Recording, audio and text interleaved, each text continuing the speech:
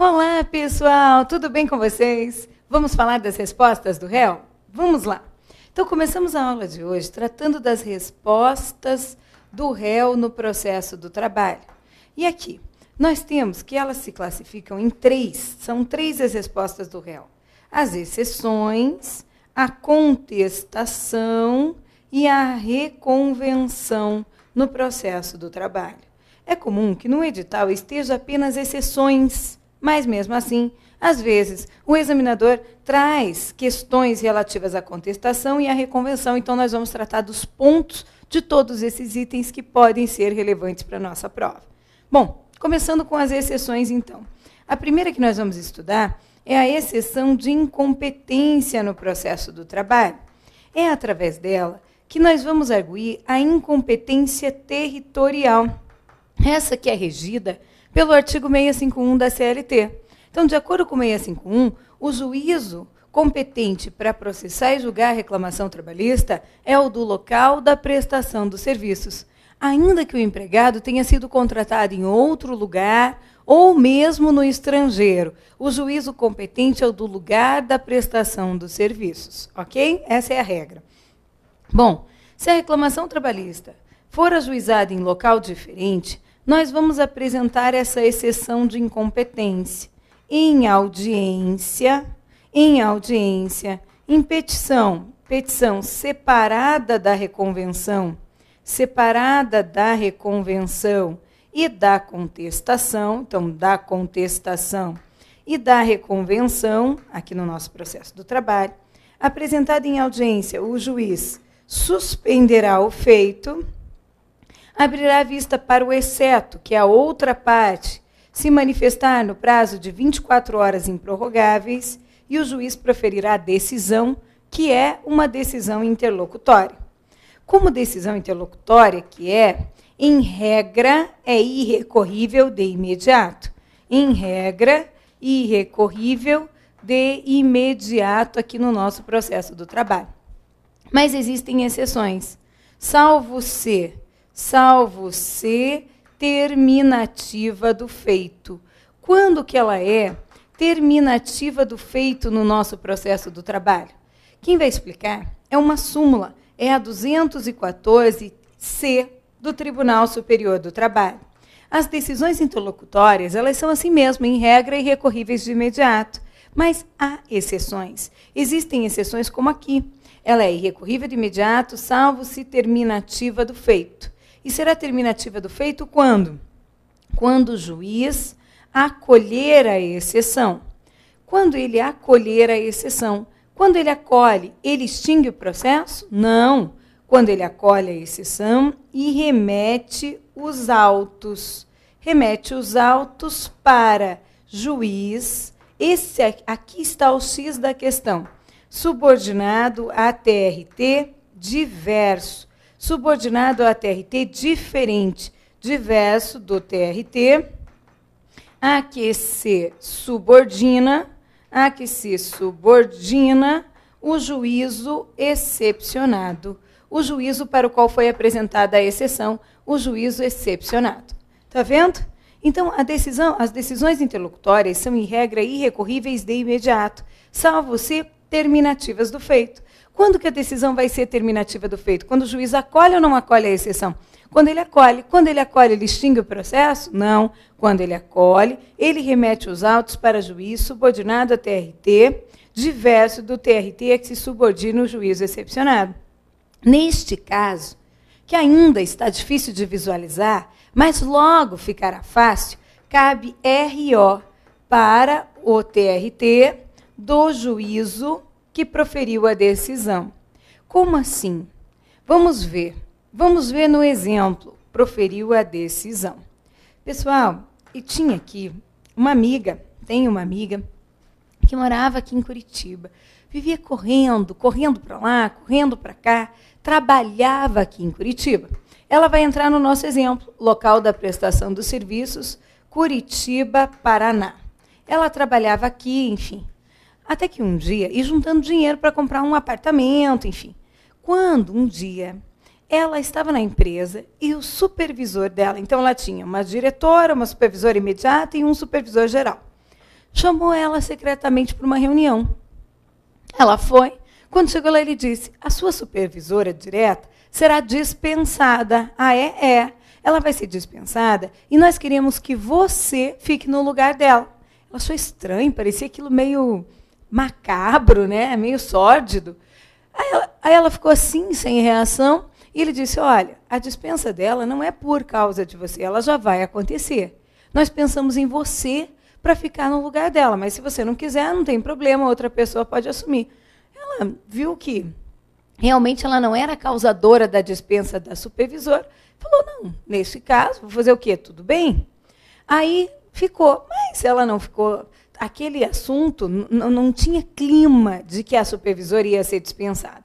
Aquele assunto pairou no ar e ficou no ar. Até que um dia ela estava passeando de carro, quando pegou um panfleto no sinaleiro, no final de semana. Olhou, era um imóvel na planta, enfim, entre e tal. Ela entrou por curiosidade para ver esse imóvel na planta. E foi amor à primeira vista. Na hora que ela olhou aquele imóvel, ela se apaixonou pela planta, pelo decorado, ela queria. Só que ela foi fazer as contas e estava naquela tabela que eles chamam de tabela zero. Ia ser lançado ainda, ia ter o dia, né, oficial do lançamento. Quem comprasse antes já tinha uma vantagem em relação ao preço, além de poder escolher as unidades. Mas ela foi pensar. Uma aquisição grande, né, definiria a vida deles, enfim. Aí ela e o marido, e fazendo as contas, e o corretor começou a ligar durante a semana. Olha, você vai perder a oportunidade, porque vai subir a tabela, porque vai ter o lançamento, porque eu não vou conseguir reservar por muito tempo. Quem vê pensa, mas é sempre assim, né? Bom, sei que ela queria tanto aquele apartamento que o marido falou para ela o seguinte: realmente, se você for promovida, a gente pode comprar o apartamento. Se você não for promovida, nós não podemos comprar o apartamento. Certo, ela concordou e tal. Aí, ela tinha tanta vontade de comprar esse apartamento que resolveu perguntar ao supervisor. Ela estava certa. No dia seguinte, eu vou perguntar para ele se isso é certo ou não. Mas foi constrangida, porque, primeiro, que ele tinha falado em segredo. Depois iam mandar a supervisora embora, para ela ficar no lugar. E ela agora ia intimar o supervisor para perguntar se realmente ela ia ficar ou não, ela ia ser promovida ou não. Situação constrangedora. Mesmo assim, ela ia, porque ela queria o apartamento. Quando ela chegou na empresa, justamente esse supervisor passou por ela. E na passagem ele disse: ó, tudo certo, é semana que vem. Nossa, ela pensou: meu Deus, que sorte, não preciso nem perguntar mais nada. É isso. Nisso já ligou para o marido, já ligou para o corretor. Na hora do almoço mesmo daquele dia, fecharam o negócio. Eles tinham uma reserva, transferiram tudo para o apartamento de entrada. E agora era só esperar a promoção para que eles pudessem pagar as prestações mês a mês. Cadê? Chegou na semana seguinte, realmente a supervisora mandou o e-mail, se despediu, tinha sido dispensada, sala vazia. E ela foi chamada na sala da diretoria. Lá estavam 3. Os três empregados de cargo mais alto na empresa. Aquele que havia conversado com ela estava de cabeça baixa, estranho, clima ruim. Diz que, na hora, ela pensou: opa, será que é porque dispensaram a supervisora, dispensaram entristecidos? Nada, gente. Diz que ela ficou assim, meio paralisada, sem entender o que estava acontecendo, e só ouvindo aquilo que eles estavam falando, que não poderiam absorvê-la mais, porque, na verdade, ela era uma pessoa muito qualificada para o cargo, que Deus iria ajudá-la a encontrar um novo emprego.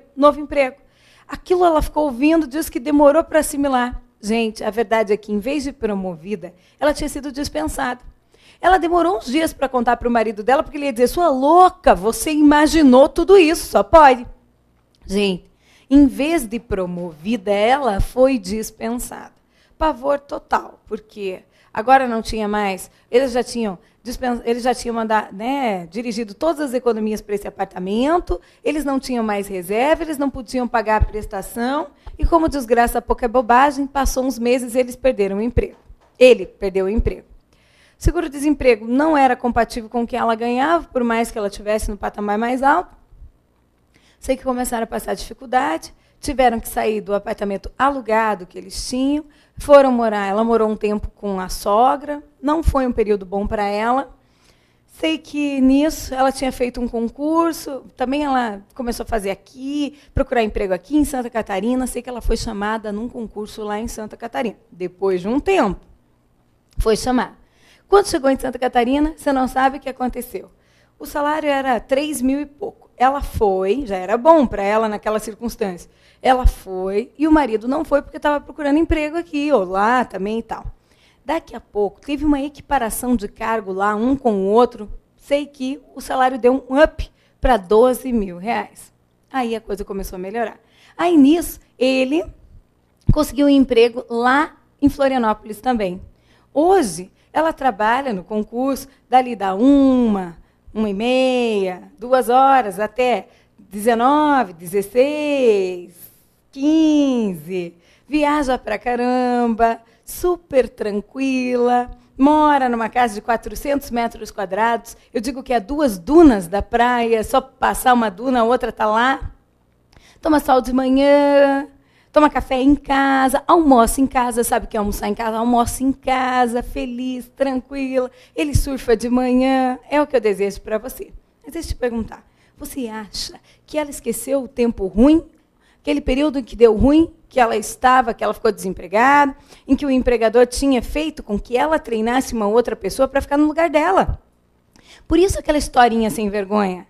E aí, sim, a supervisora e ela seriam dispensadas, a fulana que ela treinou efetivamente ficou no lugar dela, e uma outra supervisora foi admitida. Malandragem. Você acha que ela esqueceu? Não. Então ela vai ajuizar uma reclamação. Mas ela não quer vir a Curitiba para ajuizar. Então ela ajuiza essa reclamação trabalhista lá em Floripa. Floripa, Florianópolis, Santa Catarina. Floripa. Opa, o quadro às vezes não vai mesmo. Floripa, Santa Catarina. E aí? Ajuizou, foi distribuída para uma das varas. Quando chegou na vara do trabalho, automaticamente o servidor, isso você sabe, né? Encaminha uma notificação para que as partes compareçam em audiência no processo do trabalho. Audiência que está acontecendo onde? Em Florianópolis, Santa Catarina. É aqui, em audiência no processo do trabalho, que será apresentada a exceção. Não é possível apresentar no processo do trabalho a exceção no juízo declinado como competente, no juízo que o reclamado entende como competente, não. Ele tem que comparecer em audiência e apresentar a exceção de incompetência. Nessa exceção, o juiz vai recebê-la, né? Recebe a exceção, ele suspende o feito. Lembra que nós vimos antes? Ele abre vista para o exceto se manifestar no prazo de 24 horas improrrogáveis e ele vai proferir decisão, que é uma decisão interlocutória. Nessa exceção de incompetência, o reclamado que veio de Curitiba disse ao juiz: juiz, você não é o territorialmente competente para processar e julgar a reclamação trabalhista. Não, por quê? Porque você não é o juízo do lugar da prestação dos serviços. Não é. O juiz recebeu a exceção, suspendeu o feito, abriu vista para o exceto, que era ela, para que se manifestasse no prazo de 24 horas improrrogáveis e proferiu decisão que é interlocutória. Com isso, ela acolheu a exceção, ele acolheu a exceção e remeteu os autos para o juízo declinado como competente, Curitiba, Paraná. Então, gente, esta decisão é uma decisão interlocutória, como nós já vimos. Em regra, ela é mesmo irrecorrível de imediato, salvo se for terminativa do feito. E quando ela será terminativa do feito? Será como aqui, quando o juiz acolhe a exceção. Quando ele acolhe, ele extingue? Não, quando ele acolhe, ele remete os autos. Remete os autos para o juízo declinado como competente. Ele vai remeter os autos para Curitiba, Paraná. Foi o que ele fez aqui. Para saber se essa decisão é ou não é terminativa do feito, você deve olhar. Olhar para quê? Olhar para os tribunais regionais do trabalho a que esses juízos estão subordinados. Então, veja, juiz do trabalho, como que é a organização da Justiça do Trabalho? Juiz do trabalho, TRT, TST. Juiz do trabalho, TRT, TST. Então, não tem um Tribunal Regional do Trabalho obrigatoriamente em cada estado, mas também só não tem TRT com sede em Tocantins, Amapá, Acre e Roraima. Tem TRT com sede em Santa Catarina? Tem, atende a toda Santa Catarina. Tem TRT com sede no Paraná? Tem, atende todo o Paraná. E aí, em São Paulo, são 2 TRTs. Quando o juiz acolhe essa exceção e, embora remeta os autos ainda para dentro da Justiça do Trabalho, mas para o âmbito de outro TRT, entende o TST que esta decisão interlocutória é terminativa do feito. Se os TRTs forem diferentes, entende o TST que esta decisão interlocutória é terminativa do feito e, como tal, ela desafia recurso ordinário. Esse recurso ordinário será cabível em face dessa decisão interlocutória a ser julgado pelo TRT do juízo que proferiu a decisão. Essa é uma questão importante de prova. Então, decisão interlocutória, em regra, irrecorrível de imediato, salvo se for terminativa do feito. Quando o juiz acolher a exceção, ele remeterá os autos para juiz subordinado a TRT. Se ele remeter os autos para juiz subordinado a TRT diverso do TRT a que se subordina o juízo excepcionado, qual é o juízo excepcionado? É aquele para o qual você apresentou a exceção, caberá recurso de imediato, e esse recurso é o RO para o TRT do juízo que proferiu a decisão. Tranquilo até aqui? Excelente. Então, essa é uma questão boa de prova que faz a diferença. Acredite, pessoal, erra bastante. Ainda, no campo das exceções, nós precisamos tratar da exceção de suspeição, e você vai colocar assim, ó, barra impedimento. Por quê? Porque a CLT, na verdade, só trata de suspeição. A CLT não trata de impedimento. Por quê? Por que isso acontece? O CPC de 39 tratava apenas da suspeição. Logo, naturalmente, a CLT de 43 tratou apenas da suspeição. Entretanto, o CPC de 73 distinguiu as hipóteses de suspeição das hipóteses de impedimento. Suspeição, hipóteses menos graves, impedimento, mais graves, suspeição, amizade, inimizade, interesse na causa, impedimento, hipótese em que o juiz é parente da parte, até o terceiro grau, ou então em que ele oficiou no processo, como membro do Ministério Público, por exemplo, são as hipóteses mais graves. Ou seja, o CPC em 73 distinguiu. Mas a CLT continuou tratando só de suspeição. Ela é velhinha, lá de 43. Assim, onde na CLT você estiver olhando para a suspeição, é como se você estivesse vendo suspeição e impedimento. As hipóteses eu vou verificar lá nos artigos 134 e 135 do Código de Processo Civil. Mas a verdade é que você vai dar à exceção de suspeição o mesmo tratamento que dará à exceção de impedimento. Onde a CLT fala de suspeição, vale também para o impedimento, ok?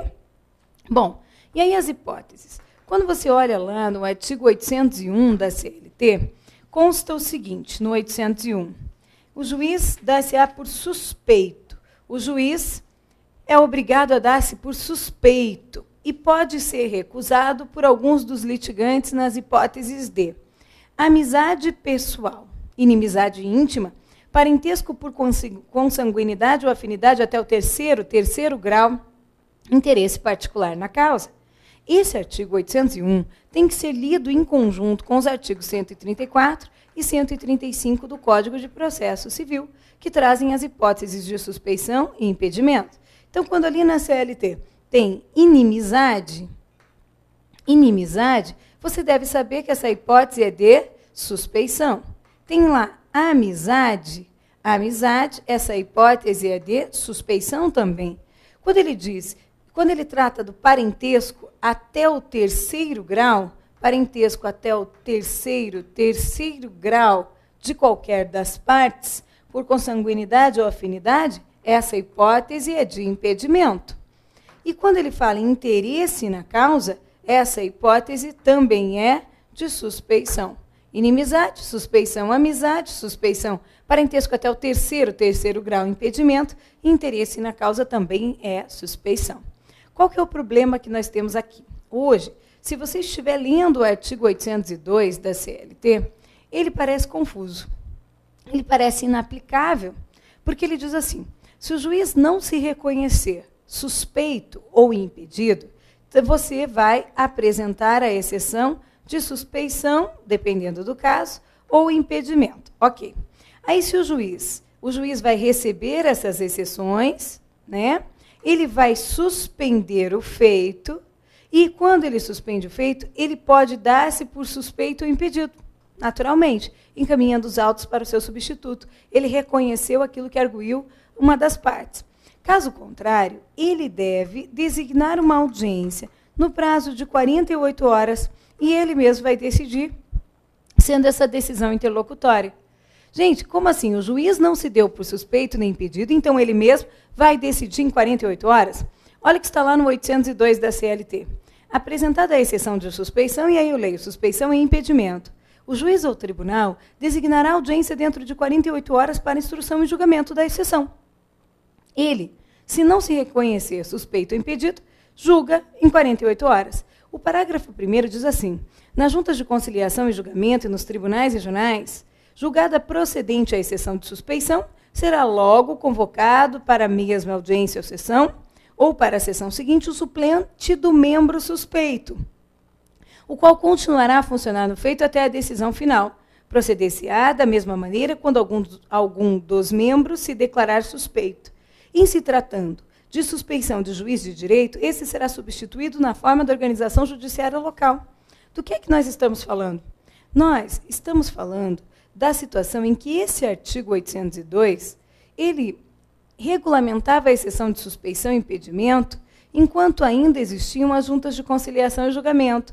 Olha como ele fazia sentido.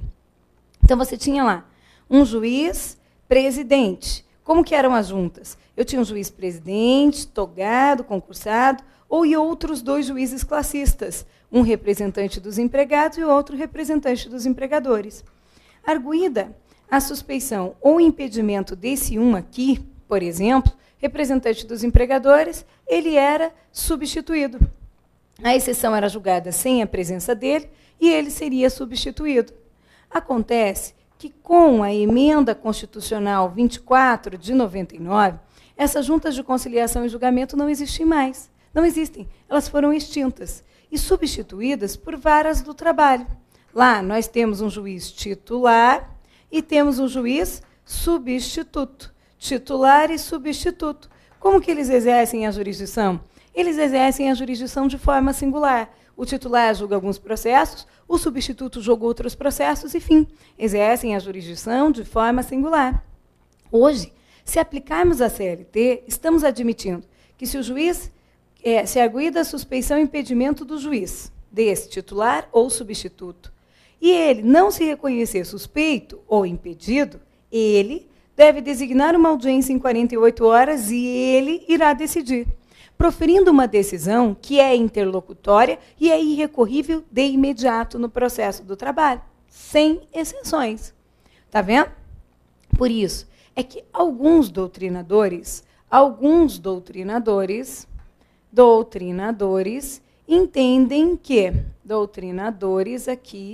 entendem que a CLT tornou-se omissa. Que a CLT tornou-se omissa quanto ao tema, né, exceção de suspeição e impedimento, tornou-se omissa desde a extinção, na verdade, emenda constitucional 24 de 99, que extinguiu as juntas de conciliação e julgamento. E hoje, então, seriam aplicáveis o CPC, os artigos 312 a 314 do Código de Processo Civil. O que é que esses artigos estabelecem? Apresentada a exceção de suspeição e impedimento, traduzindo ou adaptando para o processo do trabalho, o juiz recebe a exceção, naturalmente, suspende o feito, mas se o juiz não se reconhecer suspeito ou impedido, então ele deverá reunir suas razões no prazo de 10 dias e encaminhar tudo para o TRT. E quem irá decidir é o Tribunal Regional do Trabalho. Quem vai decidir aqui é o TRT. Ok? Se o TRT reconhecer que, de fato, ele é suspeito ou impedido, remeterá os autos para o substituto. Caso contrário, manterá os autos com o juiz. Está vendo? Mas e para a prova? Para a prova, gente, ainda é possível que caia o 802 da CLT. Para a prova, é possível que caia o 802 da CLT e é possível que caiam os 312 a 314 do Código de Processo Civil. Você vai analisar a questão. Se não tiver, você vai analisar as alternativas e vai procurar a mais correta. E aí, se a mais correta for esta, que versa sobre o 802 da CLT, o juiz designa a audiência no prazo de 48 horas, você marca essa. Se ele perguntar de acordo com a CLT, você marca esta, audiência em 48 horas. Se ele perguntar de acordo com o ordenamento jurídico, de acordo com o CPC, ou disser que a emenda depois da emenda constitucional 24 de 99, ou simplesmente apresentar como mais correta esta alternativa, em que tem lá 312 a 314, ou seja, o juiz que não se der por suspeito ou impedido, encaminhará suas razões para o TRT em 10 dias, você considerará esta alternativa correta.